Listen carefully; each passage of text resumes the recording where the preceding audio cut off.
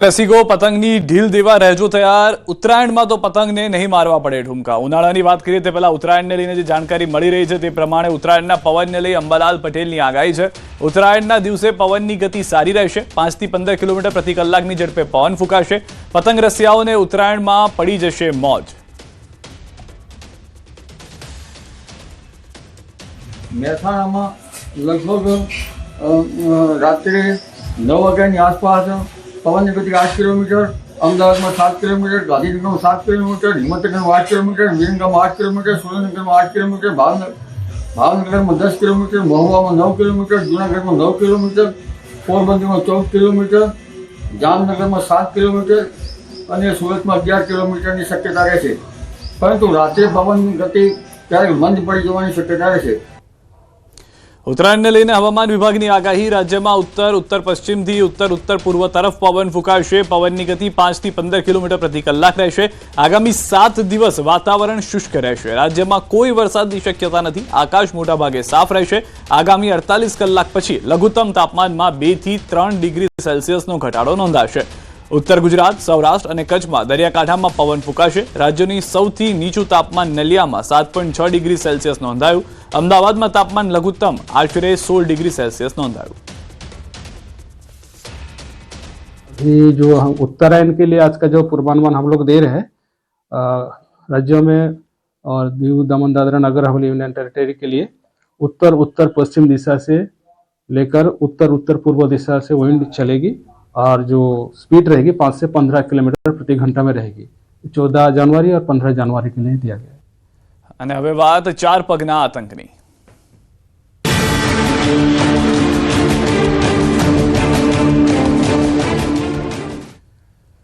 વડોદરાથી સમાચાર। વાઘોડિયા પંથકમાં દીપડાએ ફફડાટ ફેલાવ્યો છે। વેડપુર, દંખેડા, ઝવેરપુર, તવરા ગામે આતંક જોવા મળી રહ્યો છે। 36 કલાકમાં 5 પશુઓનો શિકાર કરતા હાહાકાર। દીપડો શિકારની શોધમાં ગામમાં મારી રહ્યો છે। આટાફેરા રહેણાંક વિસ્તારમાં આવી મારણ કરતા પશુપાલકોમાં ફફડાટ છે। શિયાળામાં હાડ થીજોતી ઠંડી શરૂ થતા જ દીપડાના આટાફેરા શરૂ થયા છે। પશુના મારણ અંગે ખેડૂતોએ વન વિભાગને જાણ કરી છે। વાઘોડિયામાં છેલ્લા 36 કલાકમાં 4 ગામમાં દીપડાએ કહેર મચાવ્યો છે। ગામે ગામ દીપડાને પાંજરે પૂરવા માંગ ઉઠી છે। ની અંદર 2 પાડાના મરણ પામેલા છે। દીપડાનો આતંક ફેલાઈ રહ્યો છે વાઘોડિયા તાલુકાની અંદર અને પાંજરા પણ આલેલા છે। પાંજરા આલેલા છે પણ હજુ કોઈ પૂરાયો નથી। એક 3 વર્ષનું એક 2 વર્ષનું પાડું હતું અને દીપડો ખાઈ ગયો અને એટલા માટે અમે વિનંતી કરી છે કે અમે ઘાસચારો લેવા જઈએ ત્યારે અમે બીક લાગે છે અને પાંજરા પણ મૂક્યા છે પણ પાંજરે પૂરાતો નથી।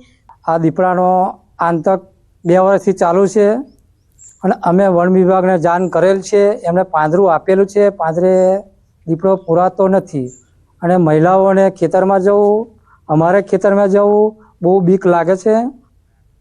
અમરેલી જિલ્લામાં દીપડાનો આતંક। દીપડાએ બાળક પર કર્યો હુમલો। ખાંભાના હનુમાનપુર ગામમાં દીપડાનો હુમલો છે। સીમમાં મોડી રાત્રે દીપડાનો માસૂમ બાળક પર હુમલો જોવા મળ્યો।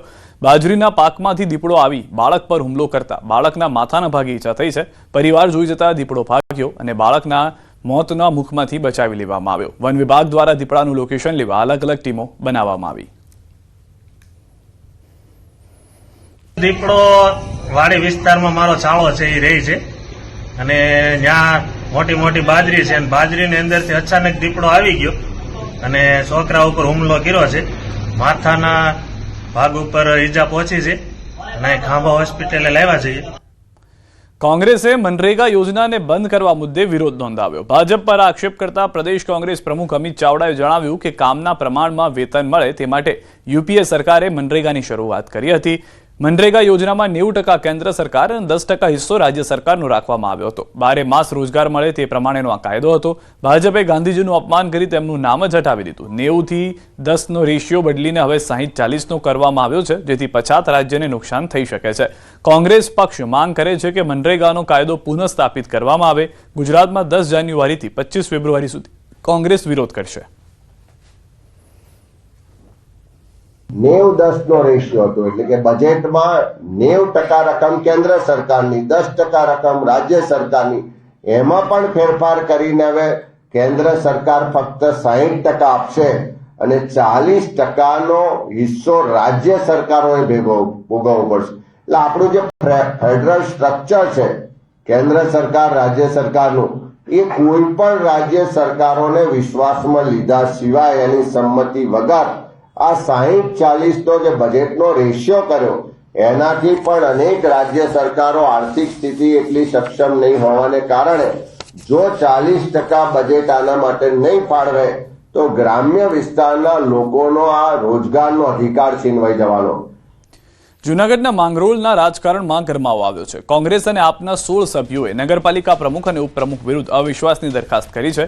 વહીવટી અણઆવડતના આર્થિક તંત્ર ખાડે જતા અને સભ્યોને વિશ્વાસમાં લીધા વગર નિર્ણયો સહિતના 8 કારણોસર અવિશ્વાસની દરખાસ્ત કરવામાં આવી. માંગરોળ નગરપાલિકામાં ભાજપ અને બસપાએ સાથે મળીને સુકાન સંભાળ્યું, ત્યારે હવે અવિશ્વાસની દરખાસ્ત થતા માંગરોળના સ્થાનિક રાજકારણમાં ભૂકંપ સર્જાયો છે.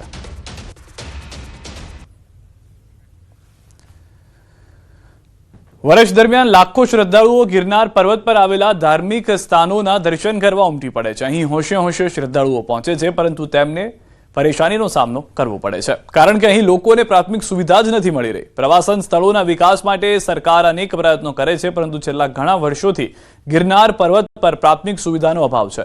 શ્રદ્ધાળુઓ ગિરનાર પર્વત પર મા અંબે, દત્ત શિખર સહિતના જુદા જુદા ધાર્મિક સ્થળોએ આવી પહોંચે છે. વળી પ્લાસ્ટિક પર પ્રતિબંધ હોવાથી તેઓ પાણીની બોટલ પણ લઈ જઈ શકતા નથી, તેમજ શૌચાલય પણ ગંદકીથી ભર્યા છે, જેથી ગુજરાત જ નહીં પરંતુ અન્ય રાજ્યોમાંથી આવતા શ્રદ્ધાળુઓએ જૂનાગઢ વહીવટીતંત્ર અને સરકાર સામે નારાજગી વ્યક્ત કરી છે. સરકાર તરફથી ઘણી બધી સુવિધા કહે છે કે સુવિધા આપવામાં આવશે, પણ અહીંયા ટોયલેટની કાંઈ વ્યવસ્થા નથી, કચરો થાય છે, જ્યાં ત્યાં બધા કચરો ફેંકે છે, કોઈ ધ્યાન આપતું નથી. એમ તો મેં ઘણી બધી વસ્તુ જોઈ છે, પણ ગંદકી ચારે તરફ છે, એટલે મને કંઈ બહુ વસ્તુ ખાસ લાગી નથી, કંઈ સુવિધા જે જરા भी नहीं. अच्छा है जाने के लिए वगैरह, लेकिन वॉशरूम नहीं है यहाँ पे. लेडीज के लिए थोड़ा प्रॉब्लम है. किसी दिक्कत हो रही है? अगर किसी को जाना है तो सीधा नीचे जाना पड़ता है.